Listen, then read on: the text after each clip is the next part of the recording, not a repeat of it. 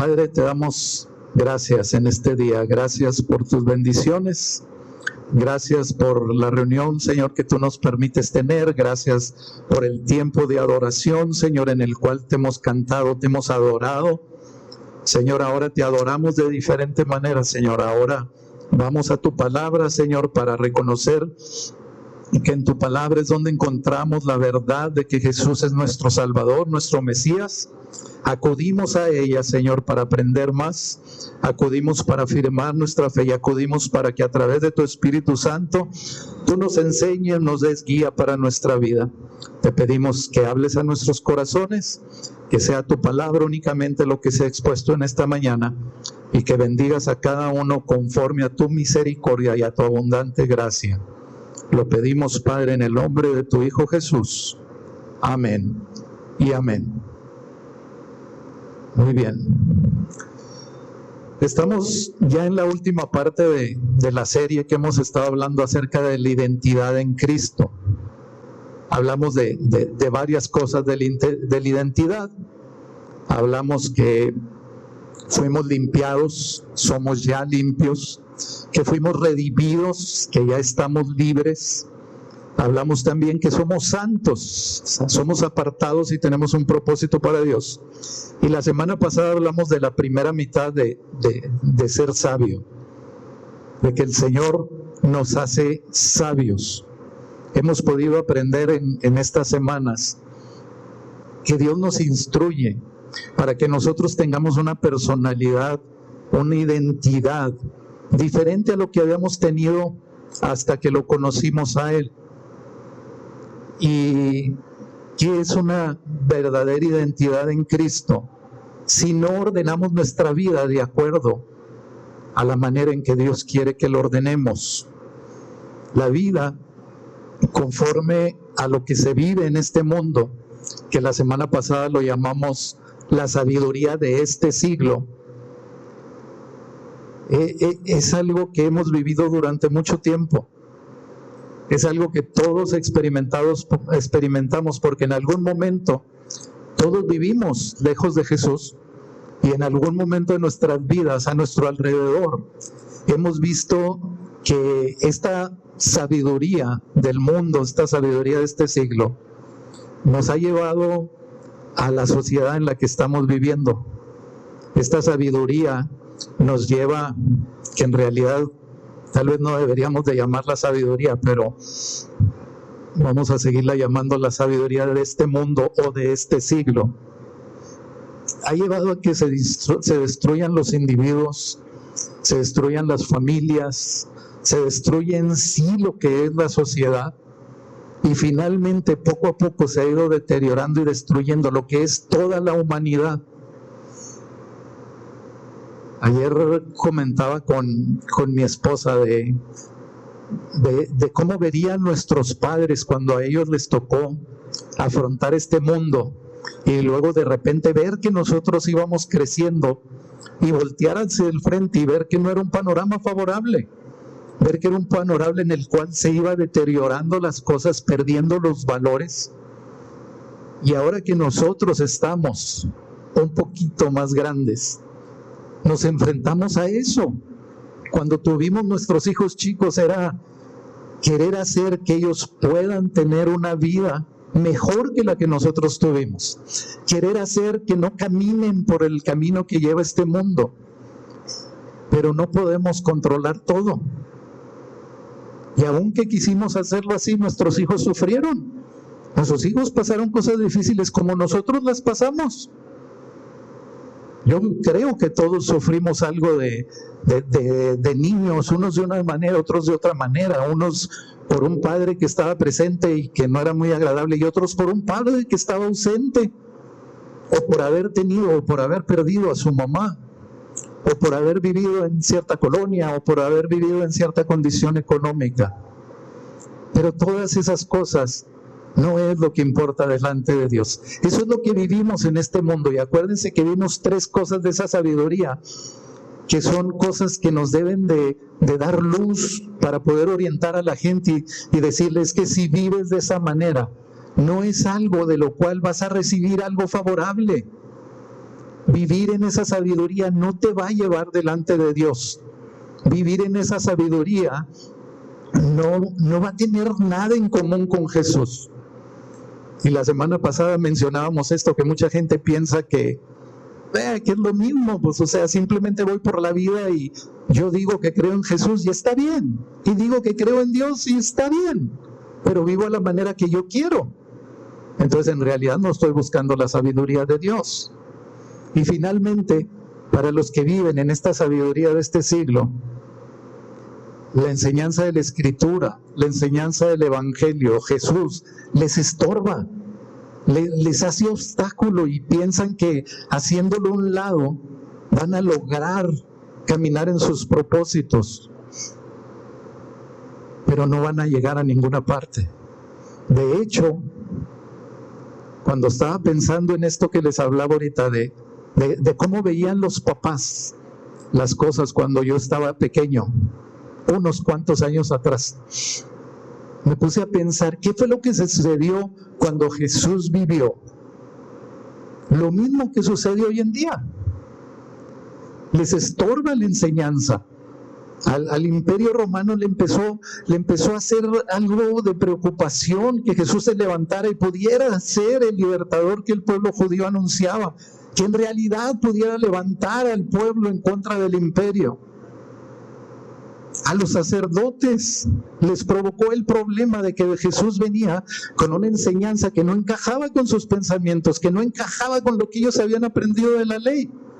Y les estorbó y pensaron, crucificándolo nos lo quitamos de encima. La gente hoy en día todavía piensa así, y piensa que haciendo a Dios a un lado, con eso está bien, no va a pasar nada, que esa es la solución. Conozco algunas personas que durante tiempo estuvieron en la iglesia y eran fieles y sirvieron en la iglesia, y algo les pasó y se decepcionaron de esa iglesia, de la persona con la que tuvieron el problema, y se decepcionaron de Dios y pensaron que apartándolo sus vidas iban a ser mejores que como estaban viviendo eso. Y no, les puedo dar testimonio por ellos porque no voy a mencionar los nombres, pero sus vidas están tristes. Me atrevo a decir que sus vidas son miserables, y hay que entender bien la palabra miserable.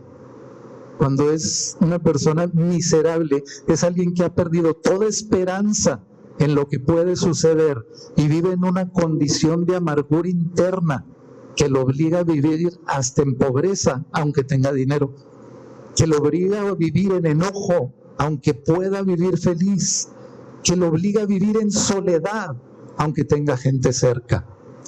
Esa es la sabiduría de este mundo, eso es de lo que hablamos la semana pasada, y eso es de lo que nosotros nos tratamos de alejar. El día de hoy vamos a ver la otra parte, la parte alegre de la moneda, que es la sabiduría de Dios para nosotros. Y en esto, recuerden que estamos basados en 1 Corintios 1:30, y que vimos en este versículo a través de toda esta serie, hemos estado viendo que Dios hizo a Jesús, en Jesús, hizo para nosotros que Él fuera nuestra sabiduría, así como hizo que Jesús fuera para nosotros nuestra justicia, nuestra redención y nuestra santificación. También hizo en Él que Él fuera sabiduría de Dios para nosotros. ¿Cómo es la sabiduría de Dios? La semana pasada vimos 1 Corintios 2, los versículos 6 y 7. Vamos a repasarlos para poder entender bien lo que vamos a estar hablando de diferencia en la sabiduría de este siglo contra la sabiduría de Dios. Dice 1 Corintios 2, versículos 6 y 7.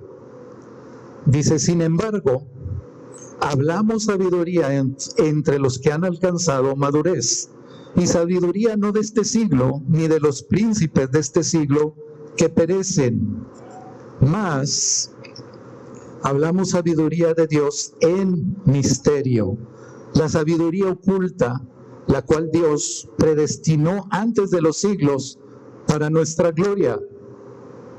Pablo llama la sabiduría de Dios la sabiduría oculta. Esta sabiduría implica que estamos nosotros ordenando nuestra vida para vivir una vida en la cual Dios sea el centro de nuestra vida. Y curiosamente, si hiciéramos una encuesta entre puras personas que se consideren cristianos, y si le dijéramos a estas personas, ¿qué tanto crees que tu vida está centrada en Dios? Que Dios es el centro de tu vida. Yo creo que más del 80% diría, yo creo que mi vida está centrada en Dios. Yo creo que completamente mi vida está centrada en Dios.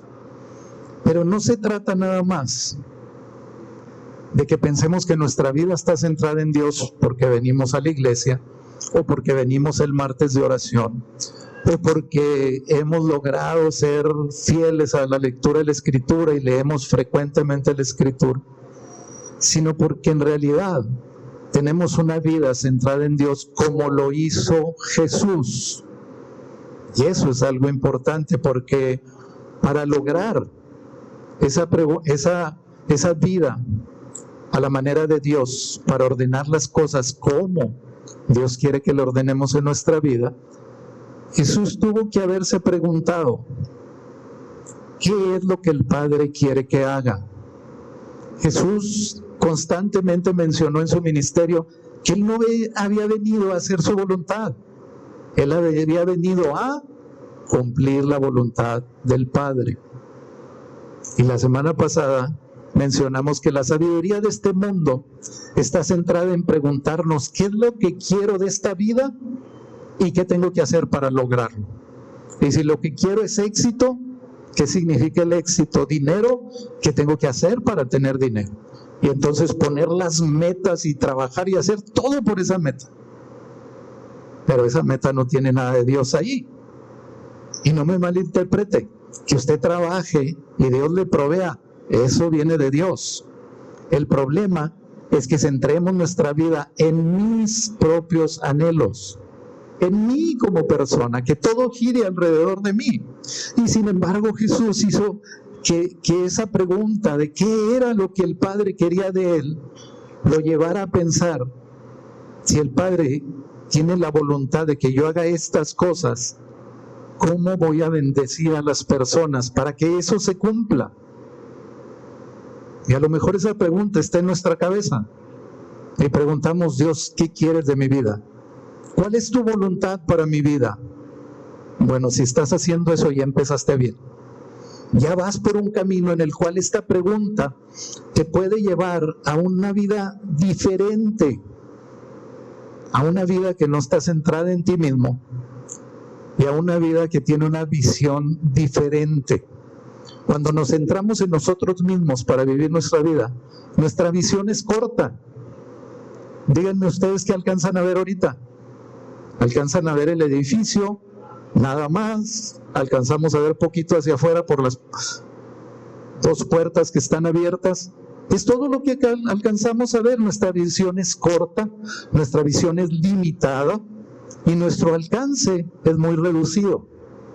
Si ahorita yo les dijera a ustedes, aquí en este momento, denle una palabra de bendición a la persona que está a su lado, pues nuestro alcance va a ser nada más los que están aquí cerquitas. Cuando nosotros pensamos como lo hizo Jesús, cuando levantamos nuestra mirada a Dios y preguntamos ¿qué es lo que el Padre quiere que yo haga? ¿Y cómo voy a hacer para bendecir a los demás a través de la voluntad y el propósito de Dios para mi vida? Entonces nuestra perspectiva cambia y nuestra perspectiva se mira desde donde Dios ve las cosas. Porque entonces no estamos poniendo nosotros nuestros anhelos y nuestra confianza en lo que vemos, sino en lo que Dios está viendo de nuestra voluntad. En ocasiones me parece maravilloso el estar pensando cómo nosotros estamos aquí, celebrando este servicio para el Señor, tomando el domingo de la mejor manera aquí juntos para el Señor. Y cómo Dios está viendo todo lo que sucede de cada uno de nosotros. Está viendo tu pensamiento, está viendo tu corazón, está viendo tus anhelos, tus intenciones, y está viendo lo de todo el mundo. Wow, me parece increíble esas cosas, pero la perspectiva de Dios es una perspectiva ilimitada. ¿Qué le podríamos poner de límite a Dios? Es ilimitada su perspectiva. Es amplia, es enorme. Y aparte, es una perspectiva que tiene un propósito eterno. Y nuestra perspectiva siempre va a tener un propósito terrenal. En la mañana cuando despertamos, mucha gente tiene la costumbre de organizar su día desde en la mañana y piensa, ¿qué voy a hacer? Voy a ir acá, voy a ir allá, voy a ir a hacer. Todas esas cosas tienen un propósito terrenal. Ir y cumplir con cierto pago, ir y cumplir con nuestro trabajo, a lo mejor ir a llevar ayuda a alguna parte o llevar a los hijos a la escuela. Todo tiene un propósito local, un propósito en este mundo nada más, pero la perspectiva de Dios nos tiene que llevar a que esas cosas que hacemos día con día vayan de la mano con el propósito eterno de Dios. Y ahí es donde empieza lo bueno. Ser cristiano no es nada más saber orar, poder compartir el evangelio, haber creído en Jesús. Ser cristiano es vivir una vida a la manera de Dios. Y a veces esto es poquito complicado porque el yo no se nos quita. El yo no se nos quita y el yo quiere jalar para donde quiere ir. Y quiere forzarnos a lo que conocemos. Y en realidad, en muchas ocasiones ese yo nos hace afirmarnos en algo y luego después poder pensar en el propósito eterno. Está bien, pero no dejes que el yo controle tu manera de vivir. No dejes que todo lo que hagas tenga que ser para mí o conmigo en el centro. Es que la sabiduría de Dios está anclada a la cruz. Y yo creo que ninguno de nosotros, si pensamos en obtener sabiduría, pensemos que ese camino para obtener la sabiduría sea pasar por en medio de la cruz. Yo creo que nadie quisiéramos estar así. Yo creo que nadie quisiéramos organizar. Ponte creo que esto lo hicimos en Semana Santa, cuando estábamos hablando de la crucifixión de Jesús. Y les comenté, imagínense nada más que llegue el día en el que ustedes despiertan y dicen, hoy es el día, hoy me van a entregar, hoy me va a traicionar uno de los míos, de los allegados, para que yo sea entregado a la muerte, a la crucifixión. Jesús lo hizo porque Él estaba organizando su vida a la manera de Dios.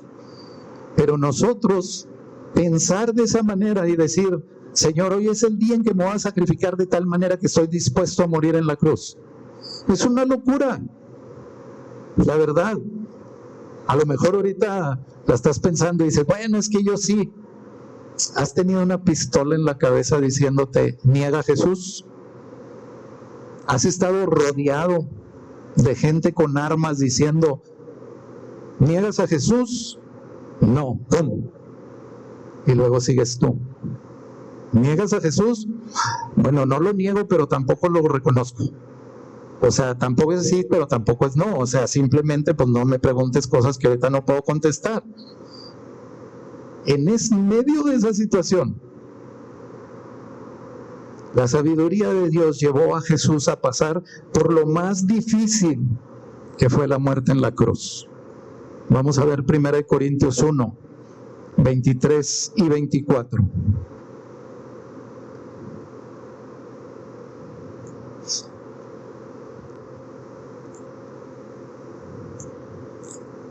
Dice, pero nosotros predicamos a Cristo crucificado, Para los judíos, ciertamente tropezadero, y para los gentiles locura, mas para los llamados, así judíos como griegos, Cristo, poder de Dios y sabiduría de Dios. La manera en que Jesús organizó su vida para cumplir la voluntad del Padre le costó un alto precio, le costó el sufrimiento, le costó vivir una vida que tal vez para muchos de nosotros, como ya la leímos en la Escritura, pues ya se nos volvió algo común. Pero Jesús vivió una vida muy diferente a lo que cada uno de nosotros hubiera pensado que podía ser nuestra vida. Pensando como papás, tenemos los hijos que pensamos que los hijos van a ser eternos y que aparte los hijos nunca nos van a fallar, ni que nosotros les vamos a fallar a los hijos. Y entonces vemos a nuestros niños eternos. Ya tiene como 30 años y todavía le decimos Arturito, porque es mi niño, porque es aquel al que tanto amamos. Y ya se casó y tiene hijos, y entonces vemos a los nietos y vemos como una prolongación de nuestros hijos en los nietos y nos alegramos y nos emocionamos y estamos anhelándolo. Hay mucha gente que tiene un anhelo de tener un hijo y no pueden tener hijos. Hay muchos que tuvieron hijos y están esperando los nietos, y los hijos no quieren nietos, no quieren hijos ahora, y menos al día de hoy. Al día de hoy parece que los jóvenes piensan que el mundo se va a reproducir por, no sé, por generación instantánea, por algo así, pero ya no porque ellos tengan hijos. Esta no fue la vida de Jesús. Imagínate María, su primogénito, su bebé, y todavía no llegaba a la adolescencia y ya andaba en el templo enseñando. Y ya veía cómo Jesús tenía una gracia de Dios y decía, ay, va a llegar el día, va a llegar el día, va a llegar el día. Y de repente ve que Jesús inicia el ministerio. Y Jesús inicia su ministerio junto a María. Lo inicia ahí en las bodas. Es el primer milagro así visible que hace Jesús. Pero para María era el inicio de todo. Era el comienzo del ministerio de Jesús y ella sabía que su hijo iba a padecer e iba a morir, porque el ángel le había anunciado quién era Jesús. Jesús llevó una vida completamente diferente a nosotros, y Jesús vivió algo que finalmente lo llevó a la cruz, a dar su vida para nosotros. Lo llevó a hacer la locura que muchos de nosotros pensamos que era una locura cuando estábamos en el mundo. Cuando en el mundo occidental es un poquito diferente al mundo oriental. Las tradiciones, las costumbres, somos muy diferentes. Y nosotros hemos sido muy alcanzados tanto por la iglesia tradicional como por la iglesia reformada. Es muy común que en todos los países hay iglesias cristianas, hay denominaciones. O sea, todos tenemos cierta idea de Jesús. Aunque la gente se diga atea, ha escuchado de Dios, ha escuchado de Jesús. Y a mí me emociona y me llama la atención cómo Dios hace las cosas. Platicando ahí con los jóvenes que nos rentan el aire, uno de los jóvenes la semana pasada me comenta y dice, pero ustedes salen muy tarde, ¿no? Salimos muy tarde. Sí, de la iglesia el domingo. No, le dije, mira, terminamos el servicio a la 1:00.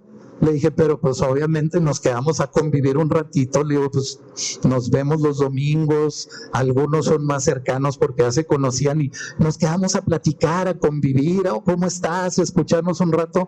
Le dije, pero normalmente a las 2:00, a veces se nos agarra ahí, se nos cuelga la charla hasta las 2:30. Ah, dice, es que enfrente de mi casa hay una iglesia.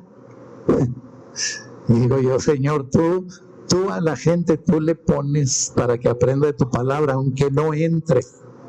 Y dice, pero ellos tienen la costumbre, dice que al final del servicio le dan un refrigerio. Sí, le digo, hay algunas iglesias así, le dije, normalmente algunas denominaciones, le digo, acostumbran eso. Le dije, o a lo mejor, le digo, si dentro de la iglesia hay necesidades, hay gente en necesidad, le dije, pues es una buena manera de organizar el domingo la comida. Para la gente que esté en necesidad, pues puede comer ahí en la iglesia. Y total, sin que yo tratara de evangelizar a este joven, solito se andaba evangelizando.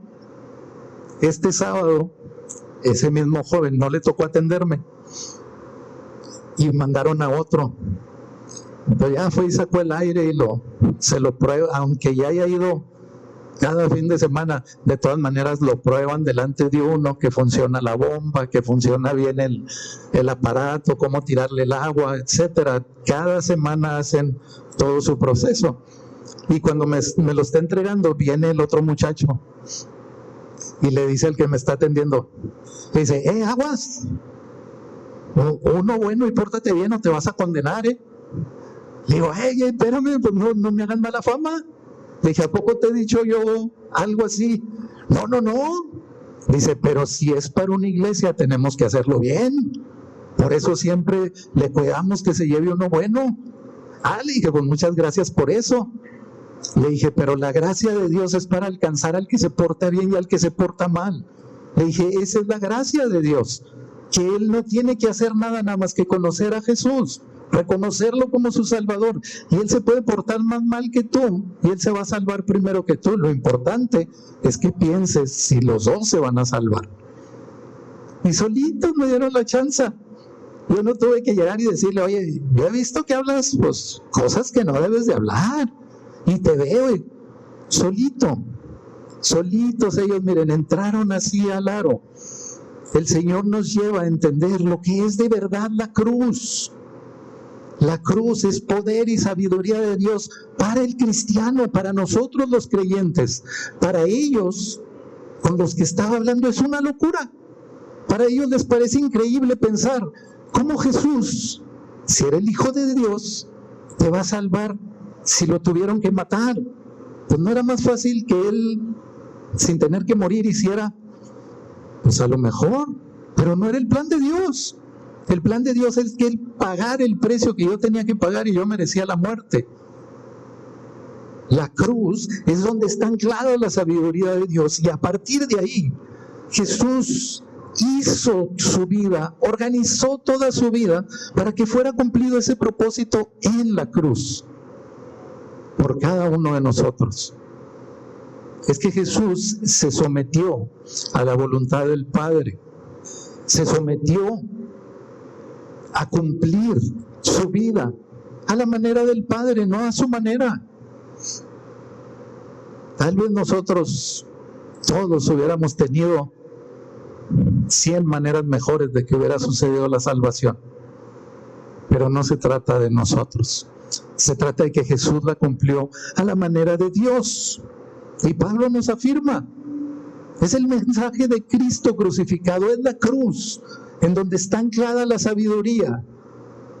Y piensas, o sea, en la cruz está la sabiduría, entonces yo por venir a Cristo soy sabio. Sí, es precisamente lo que estamos diciendo. El Señor te hace sabio cuando tú vienes a Cristo. ¿Alguna vez ustedes han hecho esa expresión de decir, le entregué mi vida a Cristo, o el día que le entregué mi vida a Cristo? Y suena muy bonito, pero la mayoría sonamos muy arrogantes, como si le estuviéramos entregando a Jesús algo de valor, diciendo, le entregué mi vida a Cristo. La sabiduría de Dios empieza cuando el Espíritu Santo habla la verdad a tu vida.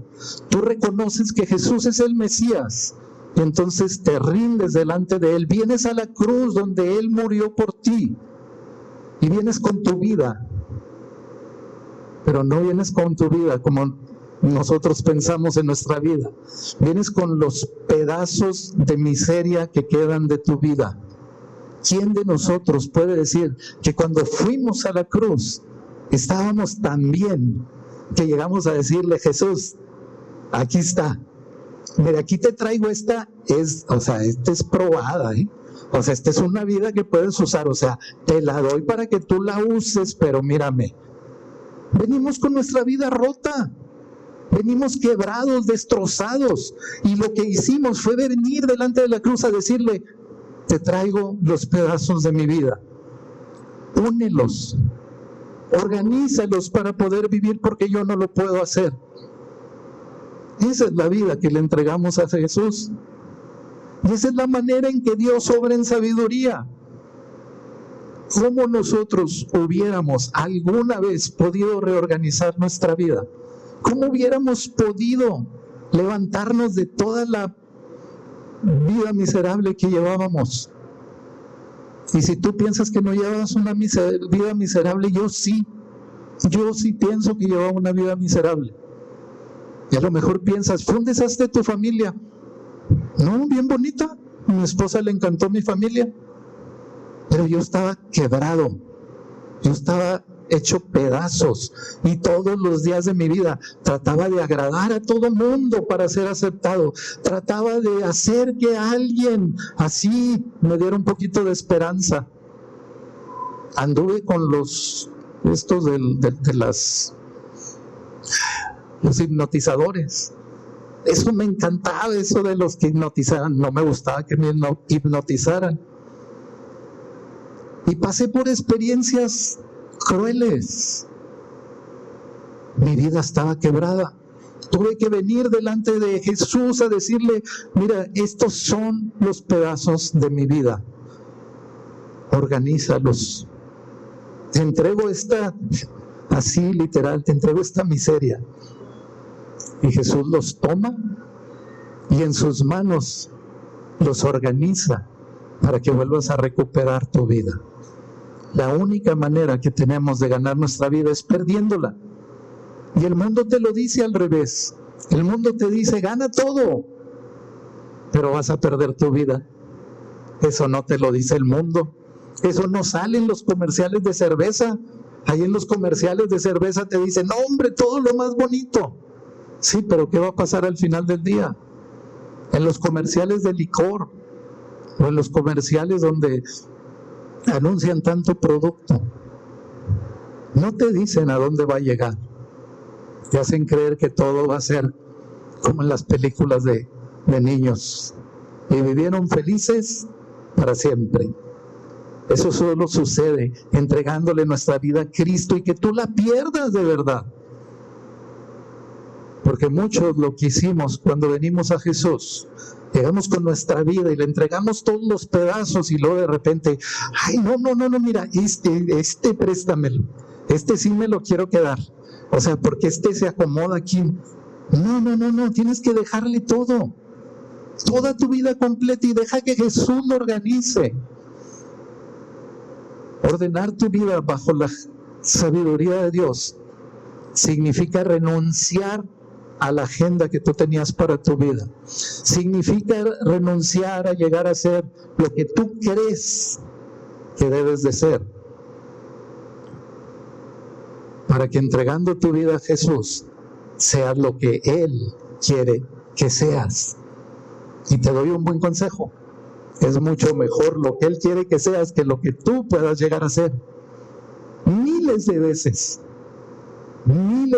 mejor. Es más, no hay punto de comparación. Dice la Escritura así: tan lejos como está el oriente del occidente, así es la diferencia de lo que es nuestra vida en Cristo a una vida comparada con el mundo. La sabiduría de Dios está en la cruz, y esa sabiduría nos es revelada únicamente por el Espíritu Santo.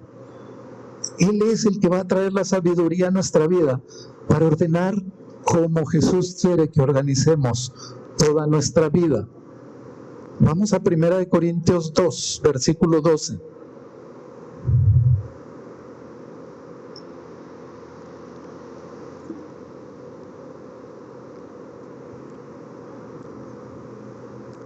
Se los voy a leer primero de la versión Reina Valera 60. Dice: y nosotros no hemos recibido el espíritu del mundo, sino el espíritu que proviene de Dios, para que sepamos lo que Dios nos ha concedido. Y la comparé con otras versiones, y les voy a leer ahora Y el mismo versículo, 1 Corintios 2:12, en la Nueva Versión de las Américas, de la Biblia de las Américas, dice: y nosotros hemos recibido no el espíritu del mundo, sino el espíritu que viene de Dios, para que conozcamos lo que Dios nos ha dado gratuitamente. A lo mejor tú traes otra versión y tu versión dice algo similar. Es por eso que les digo, es bueno que tengan 2 o 3 versiones de la Biblia. Tomen su versión favorita. Mi versión favorita es la Reina Valera 60. Hay versiones actualizadas de la Reina Valera, pero a mí me gusta la 60. Se me hace bien romántica. Se me hace que tiene un lenguaje así, amoroso y romántico. Pero hay otras versiones, entonces toma tu versión favorita y algunos versículos compáralos con otras versiones que te ayuden, como en este caso. La versión Reina Valera nada más dice: para que sepamos lo que Dios nos ha concedido, algo que Dios te concedió. Y la nueva versión, la Biblia de las Américas dice: para que conozcamos lo que Dios nos ha dado gratuitamente. Nos ayuda a entender que eso que Dios te ha dado, que eso que has recibido, esos regalos que Dios tiene para ti, son gratuitos, te los ha dado y gratuitamente. A nosotros se nos hace muy dura la expresión de entregarle nuestra vida completamente a Cristo. Pero pues ya no tenía valor.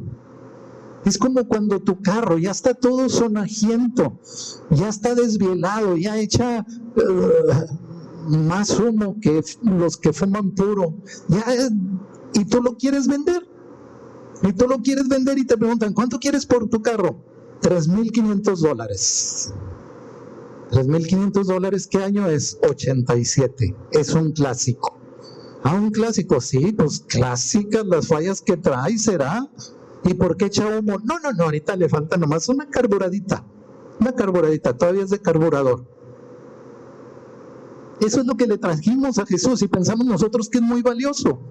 Te traje mi vida y valiosos los regalos que Dios nos ha dado para que nosotros podamos unir nuestra vida, para que nosotros podamos organizar la vida de la manera en que el Espíritu Santo nos está revelando que Dios nos ha dado esos regalos, nos los ha dado gratuitamente para que cumplamos la voluntad de Dios. A todos nos gustan los regalos. Espero, sí nos gustan los regalos, ¿verdad? Y más cuando son sorpresa. Y más cuando son algo así que tú, de lo que te gusta mucho. Unas galletitas de esas deliciosas que acompañadas de café. ¡Wow! Algunos de ustedes me saben mis debilidades. Y te emocionas con el regalo y lo consideras como algo valioso y lo usas para ti porque te lo regalaron para ti. Cada uno de los regalos que Dios nos da es muy valioso y es para ti, pero el propósito es para que tú seas de bendición para otro. Cuando Dios trae bendición y prosperidad económica a tu vida, sí, está bien, es para que tú puedas tener una tranquilidad, pero tiene un propósito. Tienes que compartir esa bendición económica, tienes que buscar al necesitado, tienes que buscar al que está pasando hambre. Y si puedes hacerlo anónimamente, ve y bendícelo. Y pasa la bendición, lo que un día decía el hermano Víctor, que la bendición de Dios era abundante y que nos bendecía, porque mientras con una mano estamos recibiendo, con otra mano estamos dando, pero mientras lo que pasa por nosotros, de mucho estamos disfrutando.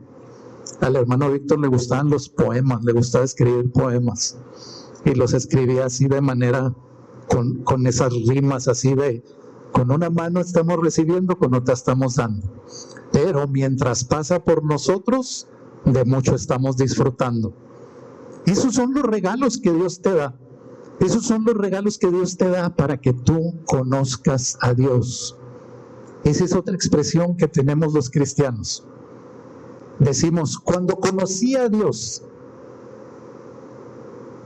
no lo conocimos completamente. Es aquel día que yo entendí mi condición de pecador y vine a Jesús. Y entonces reconocí que era el Mesías, Le entregué mi vida y vivo una vida conforme a Jesús. Ahí es cuando decimos conocí a Dios. Sí, conocí a Dios. La primera parte, la impresión, lo primero que conocemos, pero todavía no lo conoces profundamente. Es como cuando nos conocimos los novios. Nos conocimos y obviamente pues hubo algo que te resaltó, algo que te hizo poner la atención en esa persona, pero todavía no la conocías. Todavía no sabías que le gusta apachurrar la pasta así y que la deja ahí toda hecha bola en el lavabo. Todavía no conocías que deja los calcetines por todos lados, que se quita los zapatos en donde le gusta ver la tele y le gusta dejarlos ahí. Todavía no conocías que tiene una habilidad secreta para quemar el arroz de cierta manera. O que tiene una habilidad, a lo mejor para cocinar tan delicioso. No conocíamos todas esas cosas las fuimos conociendo poco a poco. El Espíritu Santo es aquel que nos da a conocer a Dios. Por eso dice Pablo aquí en lo que leímos de 1 Corintios 2:12, dice que hemos recibido el Espíritu que viene de Dios para que conozcamos lo que Dios nos ha dado, para que conozcas a Dios y conozcas los regalos que trae a tu vida. Para conocer a Dios, Dios se revela de dos maneras. La primera es una revelación pública, enviando a su Hijo Jesús para cumplir la labor del Mesías, para morir en la cruz y para traer salvación al mundo. Fue una demostración pública. La segunda forma en que Dios se revela, o la segunda forma en que nosotros conocemos a Dios, es de forma privada. Es cuando el Espíritu Santo viene a tu corazón y te lleva a conocer toda la verdad. Juan 14:26. Es Jesús hablando del Espíritu Santo, de la promesa que habría de venir.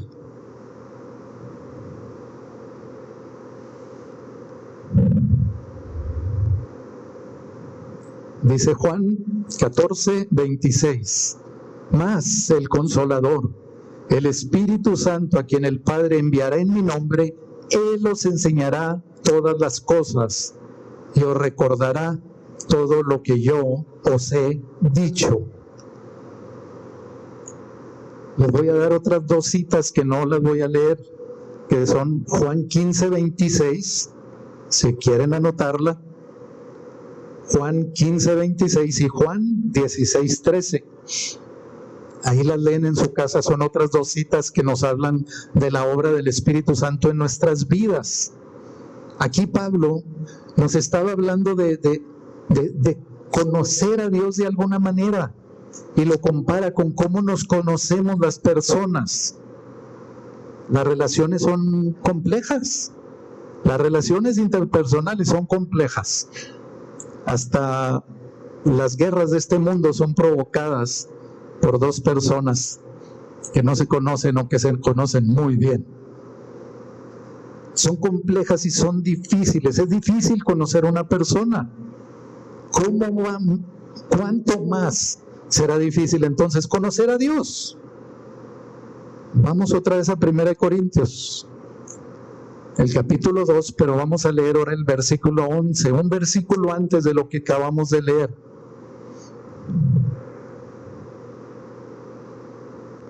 Y ahorita que lo leamos, no se muevan ahí de 1 Corintios 2, porque vamos a leer otro versículo ahorita poquito más adelante. Dice 1 Corintios 2, 11. Porque ¿quién de los hombres sabe las cosas del hombre, sino el espíritu del hombre que está en él? Así tampoco nadie conoció las cosas de Dios, sino el Espíritu de Dios. Pablo nos está hablando de lo que implica conocer a otra persona. Si esto fuera posible,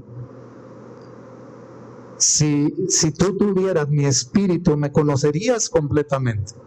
Si yo pudiera tener tu espíritu, te conocería completamente. Lo mismo pasa con Dios. Si tú tienes el Espíritu de Dios, tú lo vas a poder conocer completamente porque el Espíritu de Dios habita en nosotros. Cuando nosotros tuvimos ese momento, cuando nosotros conocimos a Jesús, en ese momento Él nos dio su Santo Espíritu. Y ese Espíritu vino para sellar nuestra relación con Cristo. Es el sello que Dios puso. Y dice la Escritura que el Espíritu Santo nos fue dado para que estuviera con nosotros y en nosotros. O sea, esa presencia es algo completo, total. En nosotros y con nosotros. El Espíritu Santo te acompaña y el Espíritu Santo está dentro de ti. Si el Espíritu de Dios está en nosotros, conocemos a Dios. Hay ocasiones en que haces cosas que inmediatamente te das cuenta que no debiste de haber hecho. Y dices, ay, es mi conciencia. Es el Espíritu de Dios revelándote que eso no le agradó, que cometiste un error. Pero es algo tan hermoso de Dios, que los hermanos debemos de obrar igual, y los que no somos hermanos también. Cuando alguien se equivoca, no es para venir y vaciarle todo el camión de basura encima y decirle, te equivocaste, estás mal, y que plas. No es para eso.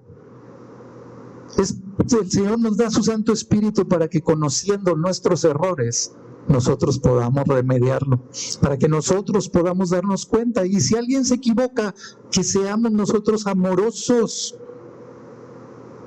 La Escritura no dice que cuando tú te equivocas, el Espíritu de Dios se retira. Dice que cuando tú blasfemas contra el Espíritu Santo, cuando hablas mal de Dios y del Espíritu Santo, el Espíritu te puede abandonar y tu salvación se puede perder ahí. Pero si te equivocaste, no. Absolutamente. Y Pablo no nos está diciendo aquí que vamos a recibir el Espíritu de Dios porque ya conocemos a Dios en todo. No, todavía no. La obra del Espíritu Santo es gradual en nuestra vida. Su presencia la tenemos desde que venimos a Cristo.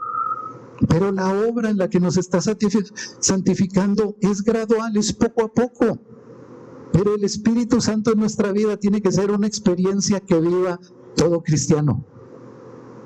Y déjame te lo digo otra vez. Tiene que ser una experiencia que viva todo cristiano. Todo aquel que en verdad ha creído en Jesús debe de tener esta experiencia, al que esté en Cristo. Tener la experiencia del Espíritu Santo. ¿Por qué? Porque entonces tenemos a quien conoce a Dios precisamente, detalladamente, el Espíritu de Dios.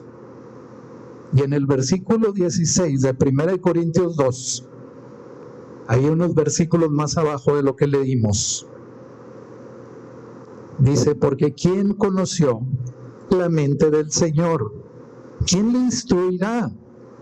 Mas nosotros tenemos la mente de Cristo.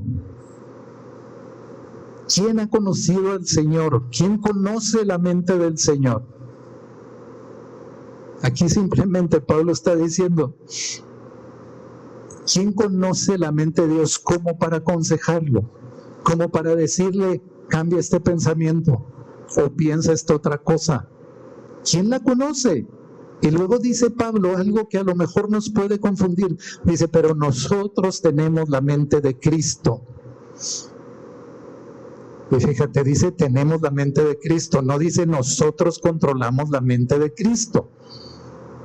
Porque luego entendemos mal este versículo y hay una gente que piensa que tiene una línea directa al cielo y todo lo que él hable, todo eso que hable es directamente de la mente de Dios porque él tiene la mente de Cristo. No, claro que no sucede. Ve lo que pasaba con los profetas. Los profetas, venía la unción de Dios sobre ellos y hablaban profecía y palabra de Dios. Y luego tenían que volver a buscar a Dios para que viniera otra vez su palabra. No era como que todo lo que el profeta fuera a hablar, todo era lo que Dios le estaba hablando. Y tan así era que la Escritura dice cómo reconocer un profeta. ¿Cómo reconocían a un profeta en el Antiguo Testamento? Si se cumplía lo que él decía, era profeta. Si no, no era profeta. Si hiciéramos eso hoy en día, habría muy poquitos profetas. porque a todos nos encanta profetizar, pero nadie se pone a pensar, ¿se cumplió o no se cumplió lo que profetizó? Tenemos la mente de Cristo. ¿Qué es esta frase que puso Pablo ahí? Lo que nos está diciendo es que nosotros tenemos esa mente de Cristo para ser enseñados por el Espíritu Santo, para ser instruidos por Él en la mente de Cristo y nosotros poder reconocer nuestros errores, nuestras fallas y reconocer cuando tenemos que regresar al camino que nos lleva a vivir de la manera de Dios. Esto no quiere decir que yo voy a decidir mi vida como yo quiera, sino que el Espíritu Santo me va a llevar a entender que no soy perfecto, que todavía me equivoco. Y para sorpresa de muchos, los cristianos todavía nos equivocamos. ¿Por qué nos juzga la mayoría de la gente? Yo conozco a alguien que vaya a esa iglesia.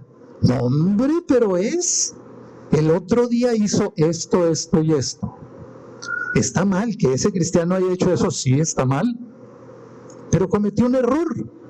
Nos equivocamos como papás, nos equivocamos como mamás, nos equivocamos como hijos, como trabajadores, nos equivocamos como pastores.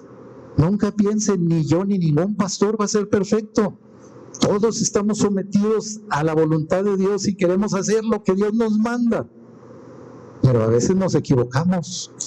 Si un día le digo algo que a usted lo inquieta, o hasta si digo un comentario que a usted le ofendió, dígame, pastor, me sentí mal con esto.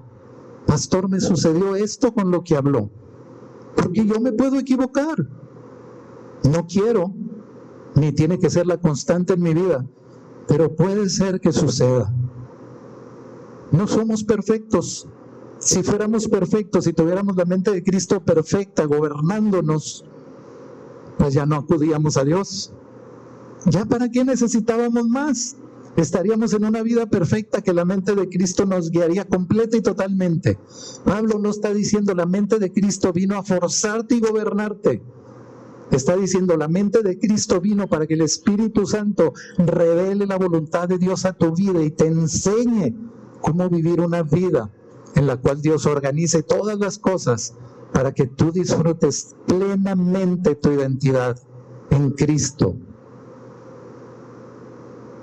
Lo que aprendimos a través de la identidad, de todo lo que hablamos de la identidad en Cristo, es a entender lo que Jesús hizo por nosotros en la cruz, a creer verdaderamente, soy limpio, soy redimido, soy libre porque soy redimido, soy santo porque Dios me ha apartado, tengo un propósito para Él, y soy sabio porque Dios me ha dado su Santo Espíritu para que me guíe y me lleve a conocer toda la verdad, para que yo pueda entonces ser quien soy.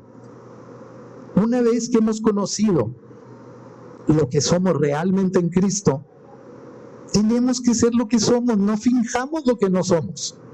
Y mira, déjame te doy unos ejemplos. David, Dios lo ungió como rey de Israel, aunque en ese momento no fue rey de Israel, pero lo ungió. Y cuando ya David estaba en el trono, cometió muchos errores. Uno de ellos fue serle infiel a su esposa, fue meterse con la mujer de uno de sus generales. Ese no era David. Tenía que venir el profeta a decirle, David, tú no eres ese. Tú eres el ungido de Dios, que no tiene que andar poniendo los ojos en la vecina, que no tiene que andar poniendo los ojos en las guerras que no debes de pelear, que tienes que tener un corazón para el pueblo. Déjate de andar con mujeres.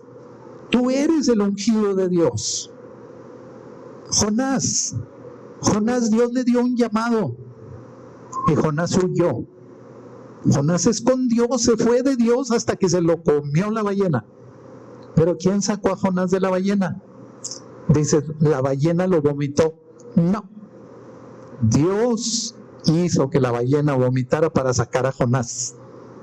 Lean otra vez el capítulo 2 de Jonás.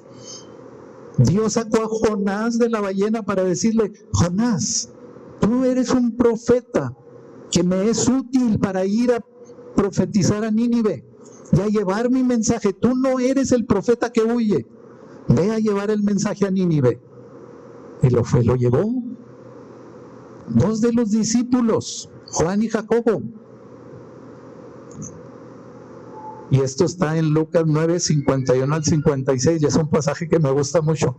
Juan y Jacobo son los 2 que le dijeron a Jesús cuando iban a la aldea en Samaria, y la aldea no los quiere recibir porque dice que los samaritanos vieron que Jesús tenía el rostro como de ir a Jerusalén, entonces no los reciben.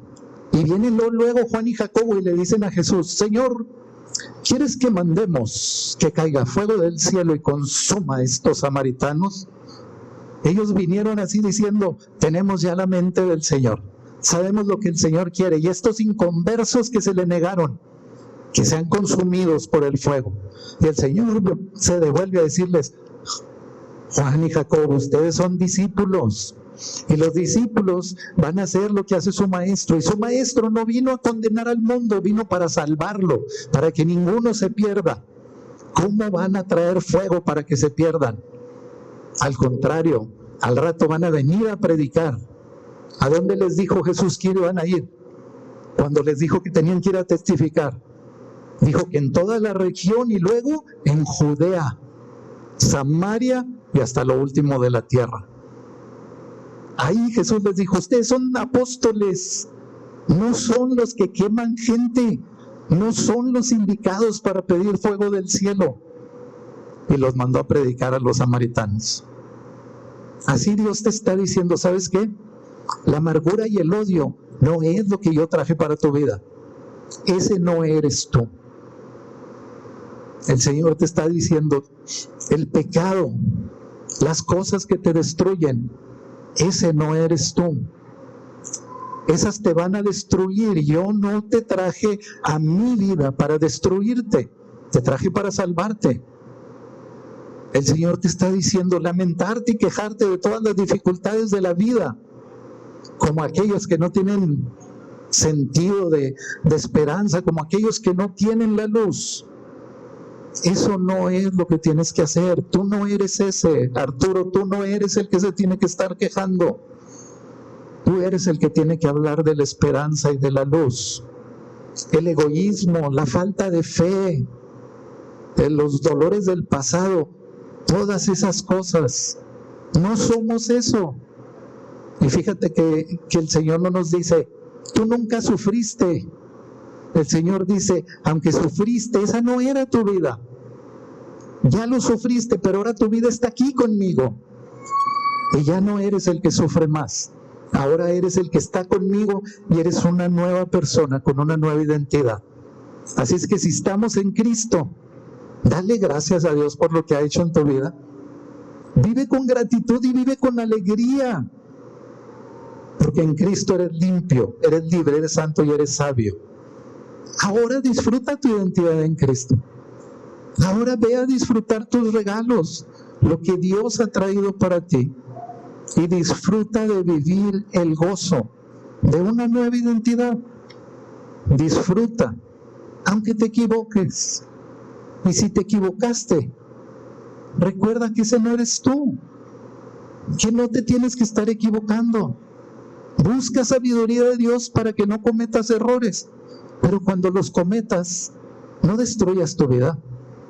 No te apachurres, no te apresures a juzgarte, no te apresures a hacer cosas si no estás seguro que son de Dios. Vive la vida con el gozo de tu nueva identidad.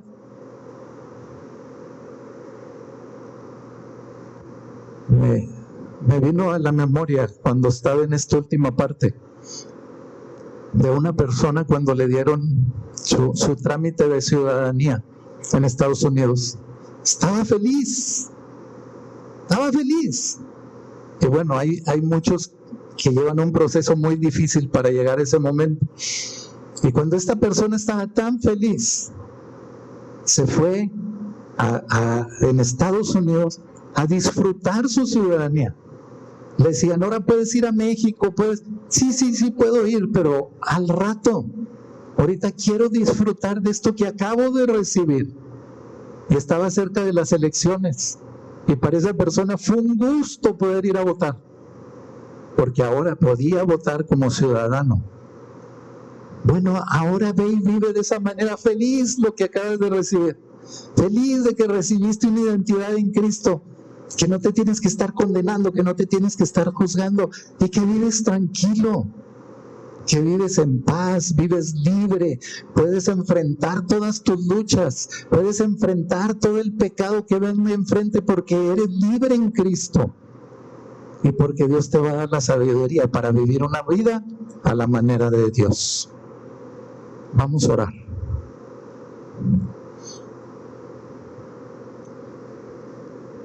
Padre, en el nombre de Jesús, Padre, te damos gracias, Dios. Gracias, Padre, porque tu Espíritu nos ha venido a revelar estos preciosos regalos que Jesús ha traído para nosotros.